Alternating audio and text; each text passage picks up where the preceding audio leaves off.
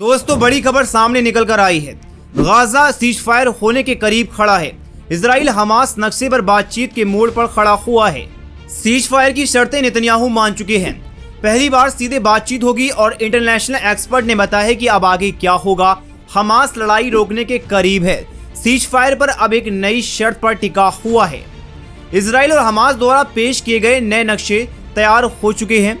ये नए नक्शे मिडिल ईस्ट के देशों ने तैयार किए हैं, जिसमें बताया गया है कि इजरायली फौज कैसे और किन रूट से गाजा से पीछे हटेगी। इस बीच इजरायली मीडिया ने एक और दावा किया है कि इजराइल और हमास के बीच पहली बार ऐसी बातचीत चल रही है जिसमें लड़ाई पूरी तरह खत्म हो जाएगी। कहा जा रहा है कि इजराइल का एक नया हाई लेवल डेलीगेशन तैयार किया गया है ताकि बातचीत तेजी से हो सके, यानी मामला अब काफी गंभीर मोड़ पर पहुंच चुका है। अब आपको बता दूं कि प्रधानमंत्री नेतन्याहू दुनिया के सामने बार बार कहता था कि हम हमास को पूरी तरह खत्म कर देंगे, पॉलिटिकल और सैनिक तौर पर युद्ध नहीं रुकेगा, लेकिन अब इसके ये हालात हो चुके हैं कि ढीला पड़ रहा है। नई बातचीत में दो बातों पर गौर किया गया है। पहले नक्शे पर सहमति, यानी इजरायली फौज कहां से पीछे हटेगी। दूसरा कैदियों की अदला बदली। पहले 2 दिन में 10 जिंदा बंधकों को छोड़ा जाएगा।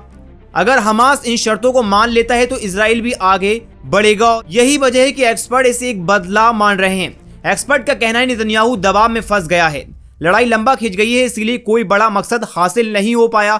इसीलिए इजराइल का प्रधानमंत्री बेंजामिन नेतन्याहू घबरा गया है। वहीं दूसरी तरफ यहूदी समुदाय जिससे छूट मिली हुई थी, लेकिन अब वो भी परेशान हो चुके, जिसकी वजह से वो प्रोटेस्ट कर रहे हैं। इसके अलावा गाजा में लोगों को भूखा मारने और बर्बादी मचाने की वजह से दुनिया भर में इजराइल की बेइज्जती हो रही है।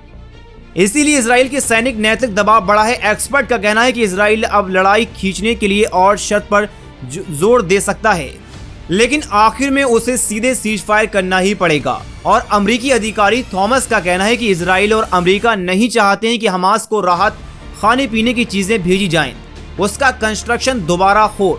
यही वजह है कि भले ही युद्ध रुक जाए, फ्यूचर को लेकर बात करना सबसे मुश्किल हिस्सा होगा। राजनीतिक एक्सपर्ट अहमद तन्नानी के मुताबिक अगर इजराइल इन शर्तों को मान लेता है, जिसमें मुराद कॉरिडोर रोड से हटना शामिल है, अगर हमास पहले 2 दिन में 10 बंधकों को छोड़ देता है तो समझौता काफी नजदीक आ सकता है। उन्होंने कहा है कि जोखिम भरा कदम है, लेकिन हमास इसीलिए करने को तैयार नहीं था कि गाजा के आम लोगों की तकलीफें कम नहीं है। अब बात आती है नक्शों पर। असली झगड़ा क्या है?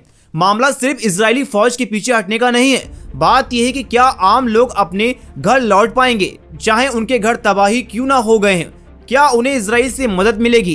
क्या उन्हें इजराइल से मदद मिलेगी या लाइन में खड़े होकर अपमान झेलना पड़ेगा उन लोगों को? फिलहाल हमास की इन नक्शों पर पूरी तरह से रजामंदी नहीं है, क्योंकि जो लोग जमीन पर लड़ रहे हैं यानी हमास के सैनिक, उनका भी इस पर आखिरी फैसला होगा।